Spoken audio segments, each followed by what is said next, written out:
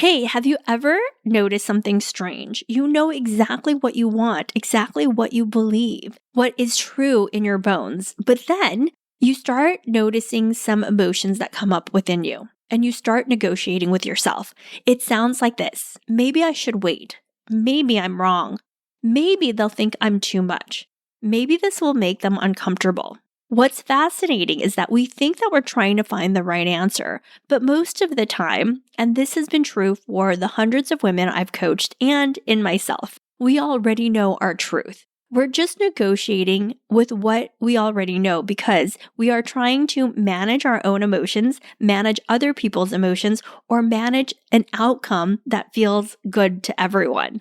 I realized this about myself and with the women I coach, and today's episode is going to change the way you have these conversations with yourself forever and help you lead with more clarity and self-trust going forward from here on out. Welcome to The Balanced Leader, hosted by Yan Dang, a leadership and life coach with over 20 years of corporate experience. Drawing from her journey as a former global finance leader and second-generation immigrant, Yan understands the unique challenges women face in male-dominated workplaces.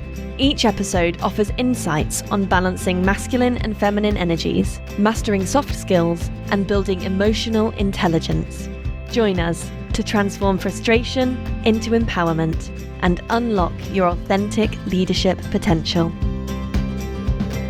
Hey, podcast listeners, I am excited to share with you this episode because it's something that I have been noticing in myself, with other people, and even as I look in my professional career, those moments where I was negotiating with myself. And so I'm just going to give you some examples from my own situation and the clients that I am coaching at this moment. But what I've noticed is that oftentimes we as women are thinking about other people's emotions. We're thinking about our own emotions and we are thinking about the outcome that we want. And it has us kind of in this way overthinking again and holding back on what we really want and actually negotiating with our own truth. So let me share with you that I was noticing the struggle. There's a client that I have. She's hurting. She's exhausted. She's really tired. And she is on a coaching cadence that I professionally don't believe is serving her. She wanted to be able to have flexibility with coaching. And I was open to it because I had worked with her before. But when you are actually going through the really tough times. And by the way, if you are going through a really tough time and you're doing it alone and you're feeling alone and you feel like you're drowning, I want you to know that whether it's me or another coach, you can reach out for help. And what I know to be true is that when I'm really struggling, that's when I get more and more consistent coaching. That's when I reach out for help. And so one of the things that I was noticing with myself is that I was not just telling her what I thought was the best recommendation, right? And I thought, this is so interesting. Why am I holding back on my truth as a professional? I've coached hundreds of women. I know that this is what works. And I think part of it was that I had agreed that the flexible schedule would work, and it did work, and it does work for some clients. But for other clients, when you're going through really tough times and you don't feel like you are winning and you feel like you're burning out, this is when you should get more coaching, not less, right? This is when you should get extra oxygen and extra help, not stay stuck where you are. Because transformation happens through repetition and through practicing choices over and over again to really interrupt these patterns. So I already knew this. This is the thing that I knew. But what I noticed about myself was I was wrestling with like this fear of like that she wouldn't like what I was going to have to tell her. And it's interesting because doctors, they kind of like, this is my job. I'm here to tell you the truth. And I'm not here to manage your emotions. I think doctors are taught to have a certain bedside manner in sharing the truth, but to them, like medically, like it's the truth. Whereas in business, it's a little tricky. There's a lot of gray areas. What is the truth and the real truth? But most of us don't struggle to find the truth. Most of us actually, and the women that I coach and the women that are listening to this podcast, like, you're brilliant and you probably know what is true for you, whether it's a professional truth or if you stood back and you looked and you grounded yourself in your heart and in your mind, you're like, this is what I would do. Like, if there was nothing to lose. And I believe most women know this. I know this about myself too. Like, even in this whole thing where I was noticing myself negotiating whether or not to tell my client, like, hey, listen, if you really want to change your pattern and you want to get help, and I can see that that you're suffering right now, get as much coaching as you can. Make it a priority, make it a choice, make it like oxygen that you need to move and do these things. And if I wasn't so worried about managing her fear or her upset at me, then I would just go and do it. And it's the same thing at work. Sometimes we have these situations, even with our authority figures. And I have a client that's actually in the midst of this, where she's like, I think the organization actually doesn't know what they want. She's kind of struggling with, she was brought in to scale the organization up and to help them have a delivery model that is scalable, but she keeps getting pulled into fire drills to actually just deliver the thing, not from a scalable standpoint, but just to like deliver, get the thing done. And so her truth is like, this is chaotic. But when she's starting to negotiate that, it's like, oh, I can't say that. I can't say that to the leadership.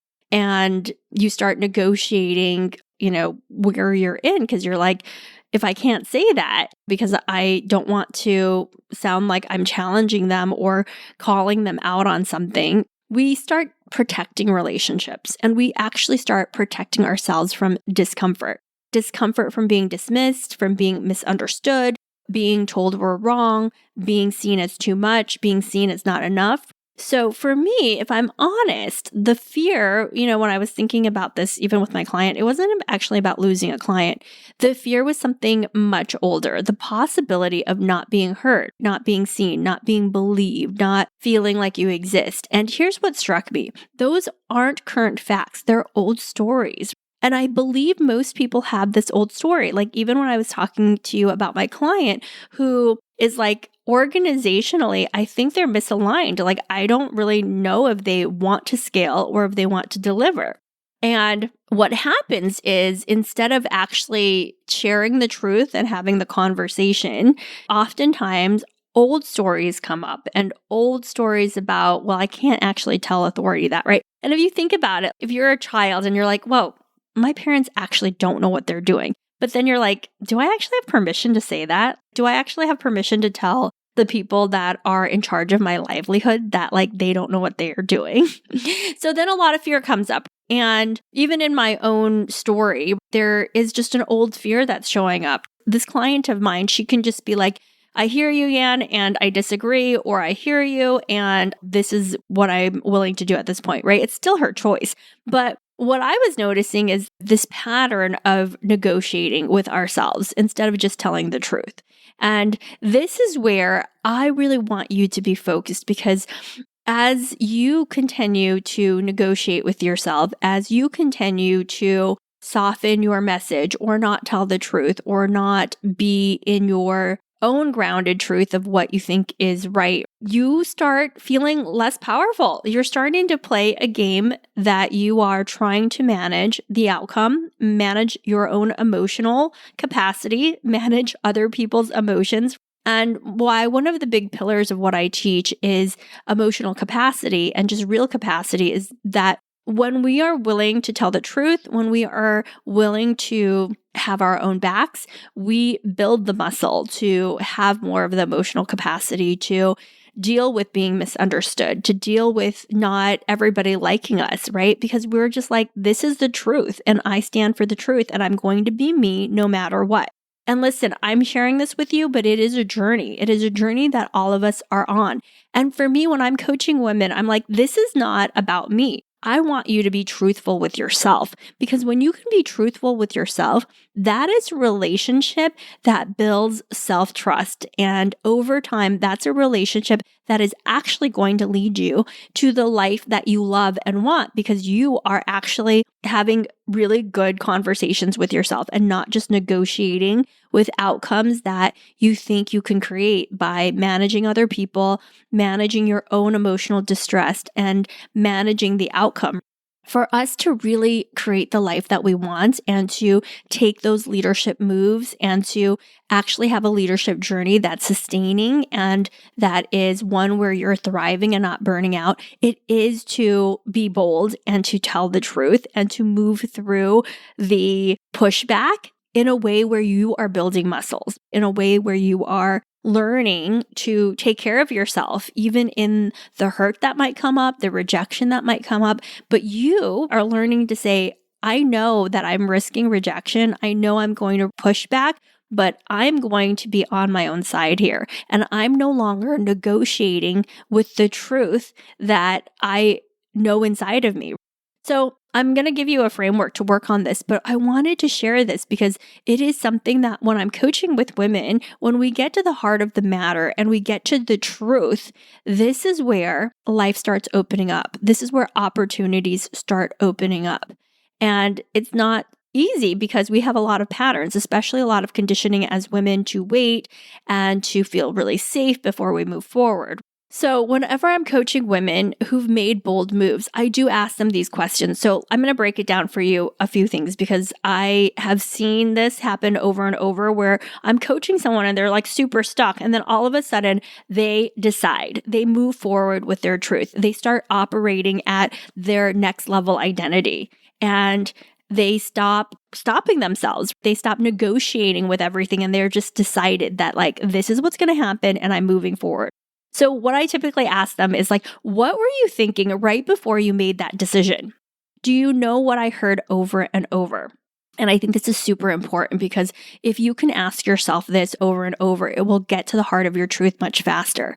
What these women said, and they did amazing things. They would call their CEO out on BS. They would be able to show up powerfully even when they were dismissed or judged. They would tell the truth about something in a really grounded, mature way. I want you to use discernment. This is not about reckless behavior, but this is about learning your truth. And for the most women that are listening to this, you are already grounded. You are likely understanding the discernment that you need to be taking in the situations you are. But this is the thing that all of the women said when they went and did stuff, when they did bold things, when they went after a new job, when they went after a new role, when they told the truth to an authority figure, when they pushed back on something in a powerful and meaningful way. This is what they said. What do I actually have to lose?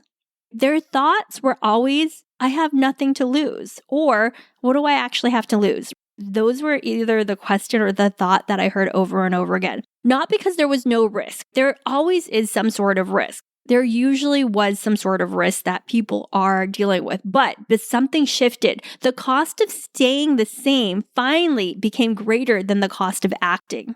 So, even with my client that was like, oh my gosh, I'm going to have to do all these things to get to this interview that is going to actually be leveraged for me to get into even another bigger job, right? Yeah, she's going to have to do things, but right now there's an opportunity in front of her and she's like, what do I have to lose? She only has things to gain if you really think about it. And maybe you've experienced this. You finally left a job. You finally had a conversation. You finally applied. You finally set boundaries. And more often than not, like the women that come into my coaching, they've done something like this in their life. And sometimes I have them really go to school on it. Like, what did you do? Why did you do that? And what caused you to do something that, historically you wouldn't have done? I even have a client who super practical, super responsible. And she decided to get a dog. And I was like, I knew that her getting a dog was like a full joy for her and was permission to have a life that she loved, right? And I kind of knew that because that was my thing for me to have a dog too. It's like totally not practical. I was brought up as an immigrant. I am always thinking about the practicality of things and responsibility of things. And a dog is so much more about your love and your relationship with that dog than about like any sort of sense of duty. So for her, she had said, I just trusted myself in that moment. And I thought, I don't want to lose this dog, right? Like, even though it's not practical, when she met this dog, she was like, I got to get it. And so there are going to be moments in your past that you've already done this where you stopped negotiating with yourself and you just moved ahead. Not because the fear disappeared, but because clarity became louder. And oftentimes it's a in the moment feeling. Like I've actually had this even in relationships where I'm like, this makes no sense. I actually at some point dated somebody that I was living in London and he was moving to Canada. Like it seemed so ridiculous. And it was that emotional connection and vulnerability that was like, okay, this is worth it. And I stopped negotiating with all of the outcomes. And you're just like, okay, well, I have nothing to lose. Like, let's just go. So I want you to notice where in your life are you negotiating with something you already know? Maybe it's a conversation with a boss. Maybe it's a conversation with your partner. Maybe it's a conversation with your parents. This shows up leadership wise and in your personal life as well. So I want you to ask yourself these things because these are the things that typically keep us stuck. I have another client who came to me many years ago and was like, I just feel completely stuck. And she was like, there were some facts and there was her truth. And then there was a very strong story that was keeping her stuck. So I'm going to walk you through this framework because it's going to help us unpack all of these things. And I wanted to make sure you got a good foundation of what it feels like to negotiate with yourself and also what it feels like to say, I have nothing to lose. Let's move forward. There's a feeling in your body, a sensation in your body when you say that to yourself, I have nothing to lose. Or even if you say to yourself, if I had nothing to lose, this is what I would do. And oftentimes when I'm coaching clients, I'm like, if you had nothing to lose and all to gain, what would you want? How would you want it your way? What would your way look like? So let's dive into this actual framework that will help you break it down. There comes a moment in every leader's journey when information isn't enough. You already know what to do. You understand the challenge. You've thought it through from every angle, and yet you're still stuck. Not because you lack skill or confidence. You're stuck because of hidden patterns that are quietly shaping your decisions and holding you back from moving forward. That's why I created the Leadership Edge, a complimentary live coaching and activation experience for women ready to step fully into their authority. On July 30th, you'll experience real coaching, uncover patterns keeping you stuck, and embrace the truth that you are bigger than your circumstances. This is not a webinar. This is a live, actionable leadership workshop that pushes you forward. It's your moment to step into clarity, confidence, and command. Click the link in the show notes to register now. The first thing when you're going through something, and I'm going to actually share with you the framework and then give you some examples of how I have coached myself through using this framework and how my clients have. So this is the framework to support you to stop negotiating with yourself and to see where you might be negotiating with yourself, especially if you're stuck on something. So it starts with the first column is going to be facts, right? So in this first column, you are going to write all of the facts about the situation and what you actually know about the situation. So I'll give you, again, examples. But then the next column is going to be your truth, your personal truth, your professional truth, what you genuinely believe, not what you hope, but like what you feel strongly in yourself, not what other people want, but what you actually believe. And then the third column is the story. Now, this story is really helpful because the story has emotions related to it, and the story is everything you're predicting, the rejection you might be predicting, the fears of what other people might be thinking about you, and you want to notice, right? Most of us aren't stuck so much in the facts, we're stuck in the story. So that's why having these columns is helpful. And I would even say this fourth column is even more helpful because if we are creating a story in our mind of winning or losing, typically the story is losing because that's what stops us from moving forward and has us negotiate with ourselves.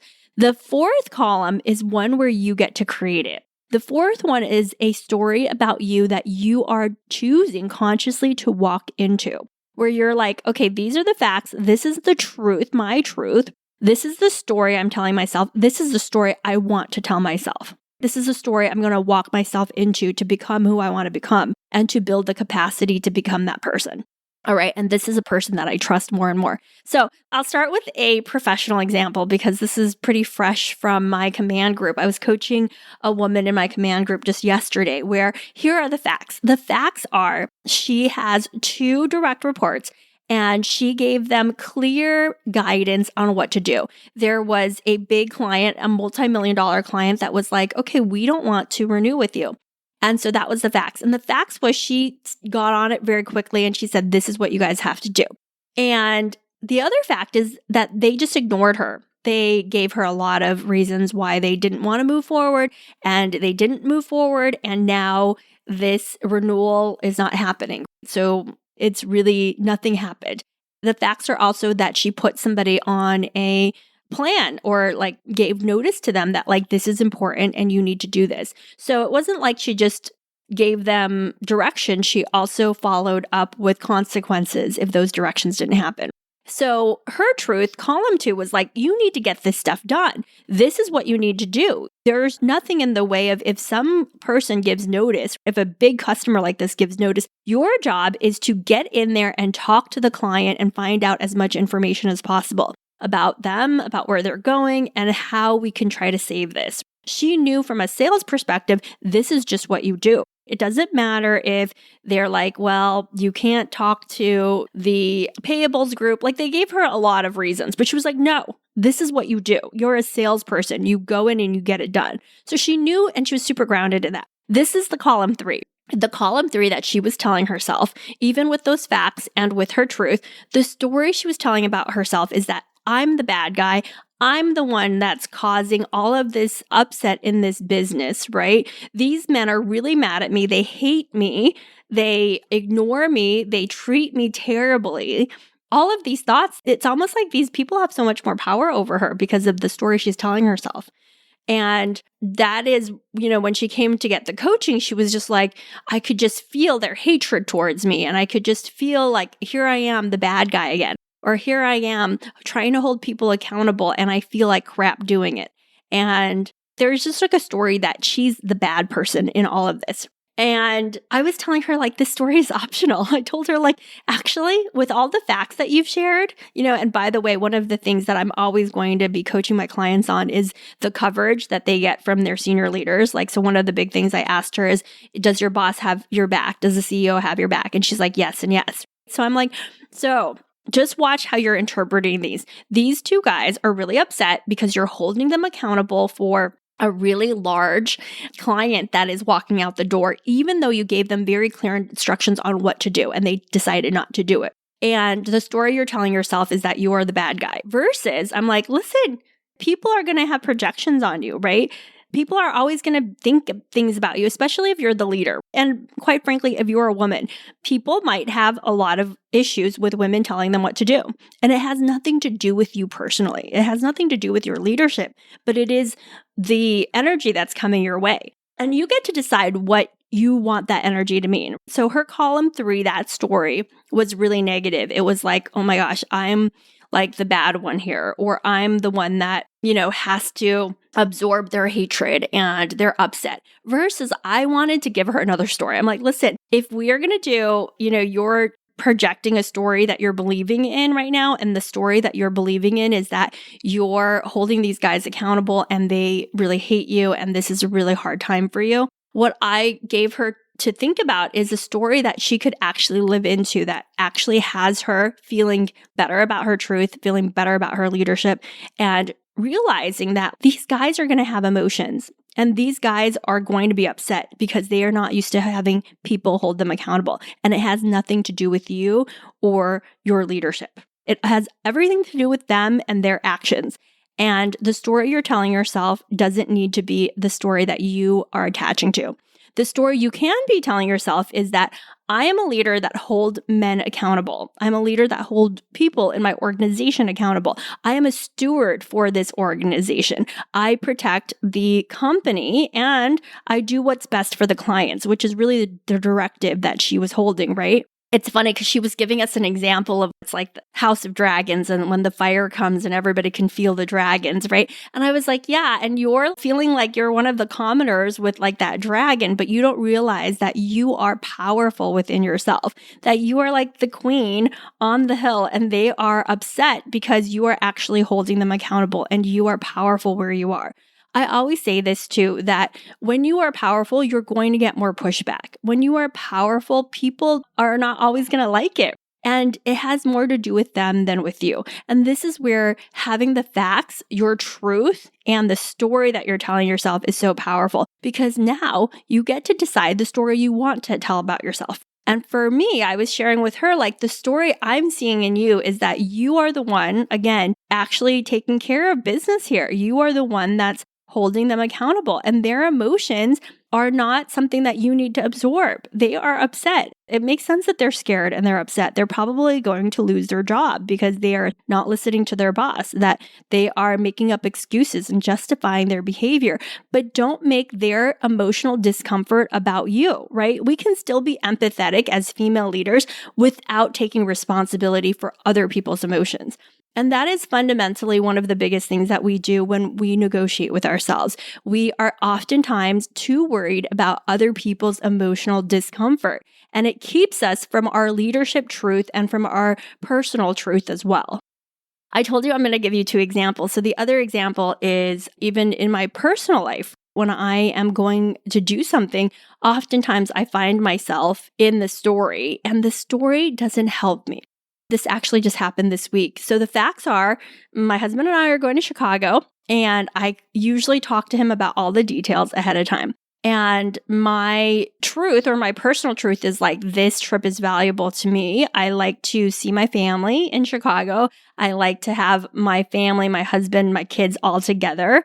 And, it's something that matters to me. It's something that I know is not super easy, but it matters to me. So I'm going to make it happen. And so the story that I was telling myself, because my husband had all of these changes that he wanted to make at the last minute. And the story I was telling myself was that he doesn't respect my time and energy that I put into planning these things. He doesn't care about me. He is focused on himself, right? So that's the story. And so at least I could see that story. And there's like some facts too. One of the facts is that my youngest daughter we're weaning her from her binky. And so I am also more sleep deprived than I am normally. So that was another fact that I knew, right? And typically when I don't get enough sleep, I'm more likely to have more intrusive and disempowering thoughts than empowering thoughts. This is, again, something that you can take away for yourself. But that was the story, right? The story I actually wanted to tell myself, which is the 4th column, right, is that he's tired, he's under stressed as well. This doesn't mean that my emotions don't matter, but I also know from evidence that he does care about me and he does appreciate me and he wants to please me for the most part. And he's also been working on how does he get nourished in our family relationship and be part of it, even though he doesn't love traveling or vacation, and particularly going to Chicago.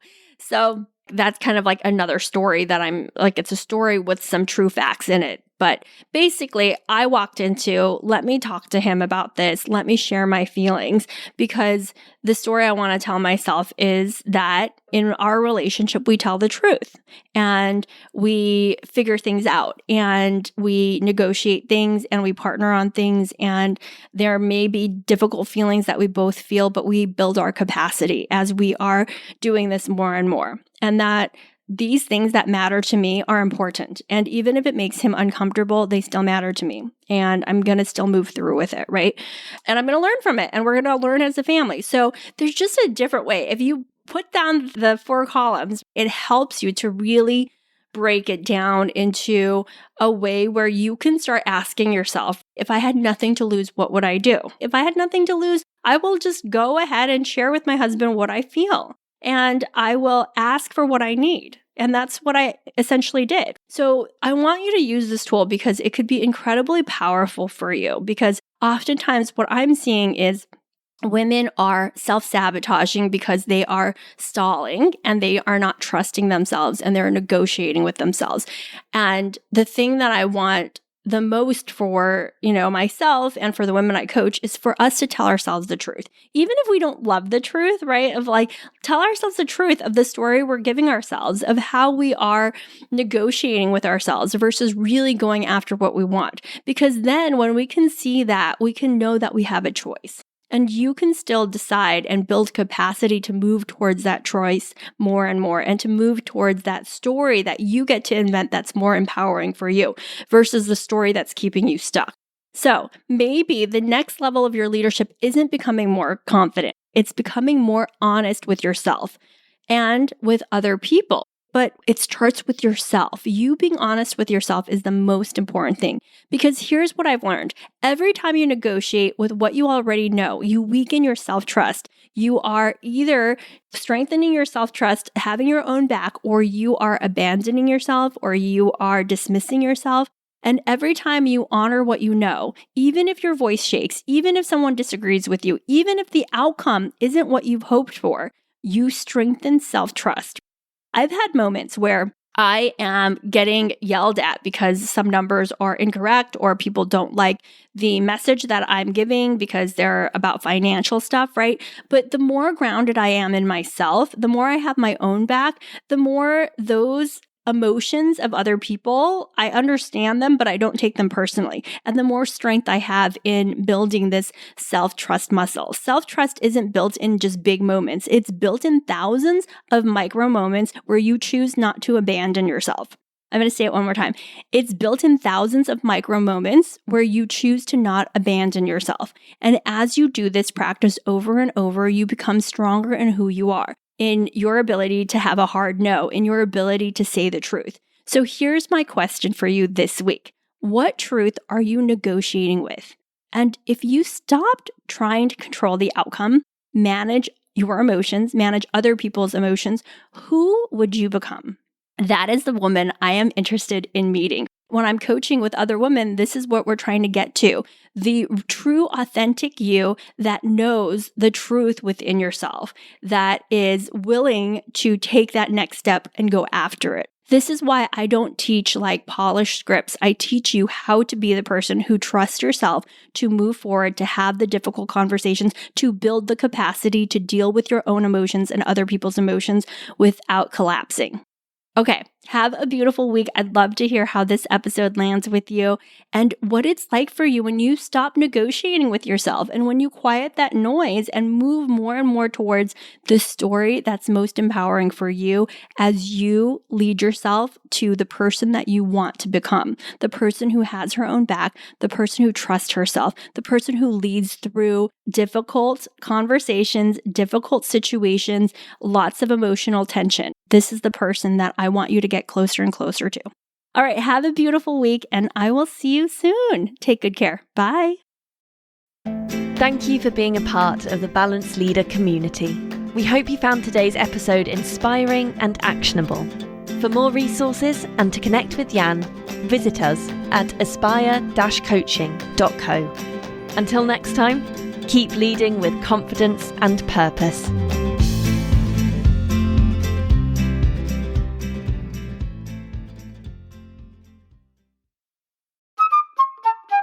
Ready to stop holding back and start leading with impact? Join me for the Leadership Edge on July 30th. You'll experience live coaching with me, uncover the hidden patterns that sabotage your decisions, and step into the mindset that reminds you that you are bigger than your circumstances. This is your chance to act now. Strengthen your presence and lead with authority. Click the link in the episode description to register now.